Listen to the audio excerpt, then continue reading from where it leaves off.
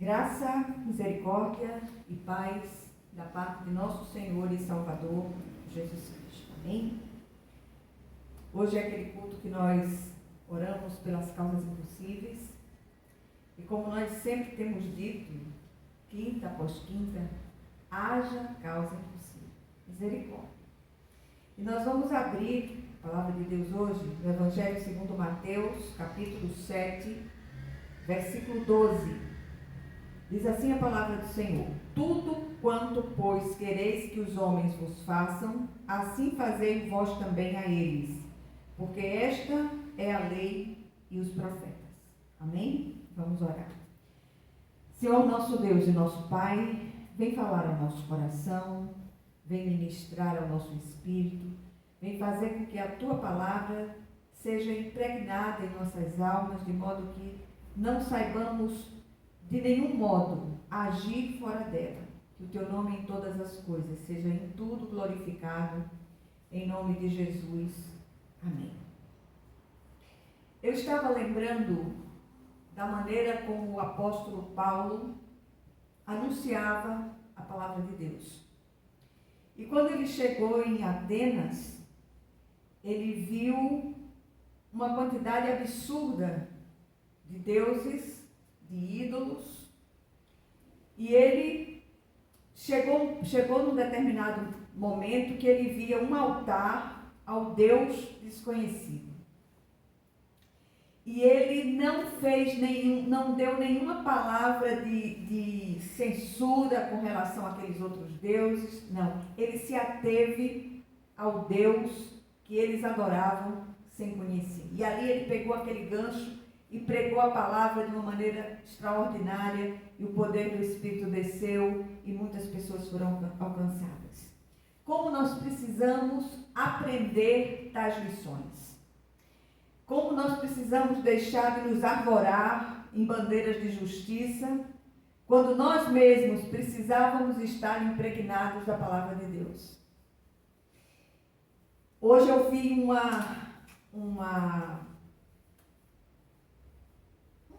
um vídeo desses, falando a respeito da forma como a Rede Globo e outras emissoras falam a respeito de determinados assuntos. E as pessoas muito agoniadas, muito enfurecidas.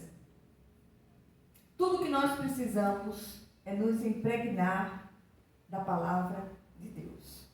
Não faça aos outros aquilo que você não quer que façam a você. E aí, o desejo do nosso coração é trazer instrução, edificação para a igreja. O Senhor traz neste trecho do Sermão do Monte a chamada regra de ouro. Ainda que nós não tivéssemos acesso a absolutamente nada da palavra, mas tivéssemos essa regra de ouro, estaríamos bem nutridos. O ensino aqui, apesar de à primeira vista parecer simples, é bem complexo, sobretudo para aqueles que têm seus egos inflados. Ele fala aqui especialmente para os religiosos daqueles dias que se orgulhavam de seguir o ensino da lei e dos profetas. Com quem será que Jesus se assentaria nesses dias? A instrução do mestre aqui se resume. Primeiro, façam aos outros aquilo que querem receber deles. E segundo, fazendo assim, realmente estarão seguindo o que está escrito na lei e nos profetas. E agora vamos meditar um pouco a respeito dessas coisas, pedindo sempre ao Espírito que nos ajude, nos dê discernimento, traga luz aos olhos espirituais de cada um de nós, para que possamos compreender aquilo que o Espírito fala à igreja. Primeiro, como a convivência e os relacionamentos seriam mais fáceis se observássemos e praticássemos essa regra aparentemente simples. Digo aparentemente, pois o egoísmo das pessoas as tem impedido de enxergar essa orientação do Senhor. Todos querem o melhor para si. Nunca ou quase nunca se pensa que as atitudes pessoais podem transformar vidas, mudar histórias. Isso tanto no sentido positivo quanto negativo. Minha mãe, na sua sabedoria conferida pelos anos, ela costumava dizer: o que eu não quero para mim, não dou aos outros. Na verdade, outra maneira de dizer a mesma coisa. Segundo lugar, qual o pronome pessoal mais usado em nosso tempo? Eu, é claro. As pessoas estão sempre procurando satisfazer seus interesses, suas inclinações e desejos. O semelhante parece que tem se tornado invisível em tempos de egos inflados. Hoje é tão comum as cirurgias de redução de estômago por saúde ou estética. Que tal se nós fizéssemos uma redução de ego? Como faríamos isso? Colocando Jesus no centro dos nossos egos obesos e deixando que Ele ali decida ou dê a medida exata do que devemos ingerir para satisfazer a necessidade, não os desejos carnais. Em terceiro lugar, o versículo citado, não sem razão, é chamado de regra de ouro pelos estudiosos das Escrituras. Aqui o Senhor prioriza o amor caridade ou amor ágape. A caridade não apenas de doar coisas, mas de doar-se a si mesmo. Parece que só se tem enxergado o próprio umbigo. E quando se consegue ler um versículo como citado no início, invariavelmente ele é visto de modo que os outros o apliquem a nós, nunca nós aos outros. É interessante como nós reivindicamos justiça para os outros, juízo vingador e graça para nós. Olha só que coisa interessante. Complicada essa percepção. O apóstolo Paulo, trazendo mais luz ao assunto, diz aos filipenses: não atente cada um para o que é propriamente seu, mas cada qual também para o que é dos outros. E o que nós aprendemos aqui? Esse tempo de pandemia tem sido uma rica oportunidade de nos examinarmos a nós mesmos. Domingos teremos a ceia do Senhor, aquele sermão dramatizado, onde nós ministramos os elementos que simbolizam o corpo e o sangue de Jesus Cristo entregues por nós na cruz do Calvário. Pois bem, é tempo de desde agora começarmos a nos examinar a nós mesmos. A prática da palavra tem sido negligenciada em nosso meio. Nós precisamos entender que ser cristão não é nada fácil. É preciso que você desça do seu próprio pedestal e se curve ante a ação soberana do Eterno.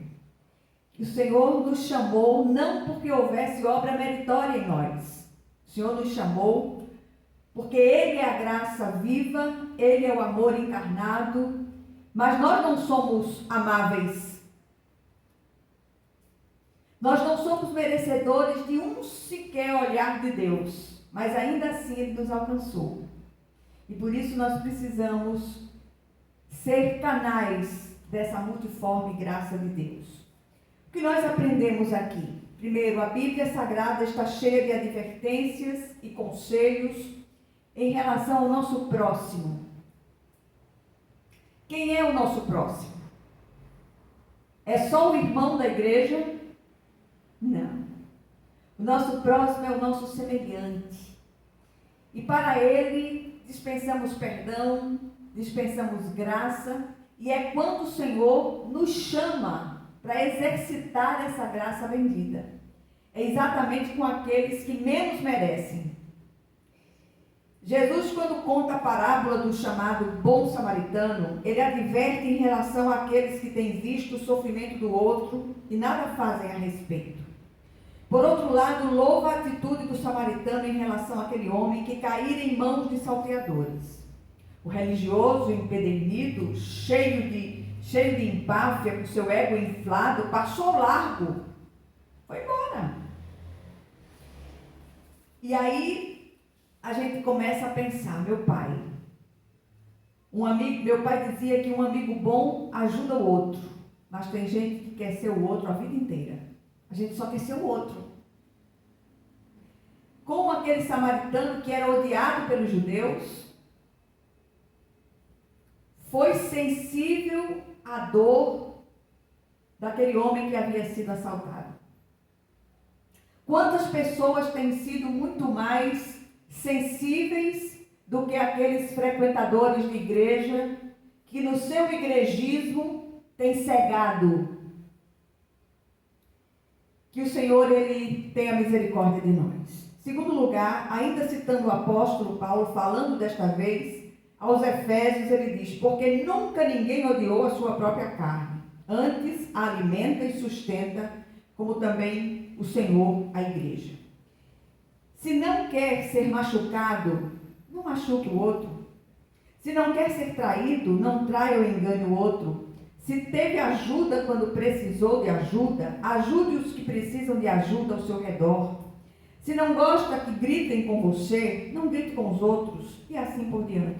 Toda ação gera reação. E a gente vive no meio dessa lei do retorno, que é implacável. E por último, essa é a lei da semeadura e da colheita mencionada pelo apóstolo Paulo falando aos Gálatas. Nossas atitudes são como bumerangues, elas voltam para nós, sejam boas ou más. A vida é um eco implacável, tudo volta para nós, portanto, cuidado com o que fazemos aos outros.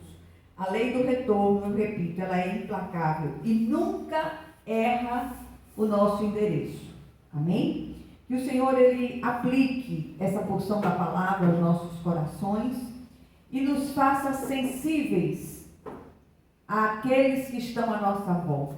Quantos sofredores, quantos que passaram por perdas, quantos que passaram por ou estão passando por enfermidades graves, que o Senhor, Ele tenha misericórdia de nós e nos faça benignos e compassivos. A ordem é: sede misericordiosos, como eu sou misericordioso, diz o Senhor. Aqui estão as nossas impossibilidades. Apresentemos diante do Senhor. Querido Deus e Pai celestial, nós clamamos a Ti, confiados no poder que há no sangue de Jesus. Apresentamos essas impossibilidades escritas nesses pequenos pedaços de papel, nessa caixinha, e aquelas que estão em nossos pensamentos, que estão sendo apresentadas nesse instante pelos Teus filhos que ouvem essa palavra, que essas impossibilidades, elas só se tornem possibilidades se for da Tua vontade soberana, Senhor. Não permita que a nossa vontade se sobreponha à Tua. Se a nossa vontade for de encontro à Tua, Senhor, que prevaleça a Tua vontade, não a nossa. Que seja assim em nome de Jesus Cristo. Que o Senhor visite os lares, que o Senhor visite as famílias, que o Senhor visite os relacionamentos, que o Senhor visite os nossos ofensores e perseguidores. Nós os abençoamos em nome de Jesus.